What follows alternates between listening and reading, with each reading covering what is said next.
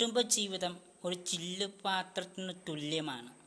അതെന്താ അങ്ങനെ പറയാൻ കാരണമെന്ന് ചോദിച്ചാൽ, ഈ ചില്ലുപാത്രം താഴെ വീണ് പൊട്ടിയാൽ അത് ഒരുമിപ്പിക്കുവാൻ ഭയങ്കര പ്രയാസമാണ്.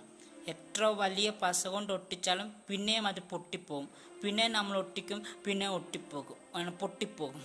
അതുപോലെയാണ് കുടുംബജീവിതം. ഒരു ചെറിയ വിഷയങ്ങൾക്ക് പോലും പ്രശ്നമുണ്ടാക്കി പലപ്പോഴും ഈ ജീവിതം എനിക്ക് വേണ്ട, എനിക്ക് ഇദ്ദേഹത്തിൻ്റെ ഒപ്പം ജീവിക്കേണ്ടൊക്കെ പറഞ്ഞ് ഒരു വിവാഹമോചനമൊക്കെ നേടി കുറച്ച് നാൾ നമുക്ക് സന്തോഷമൊക്കെ ആയി അന്ന് ജീവിതം അങ്ങ് പോകും.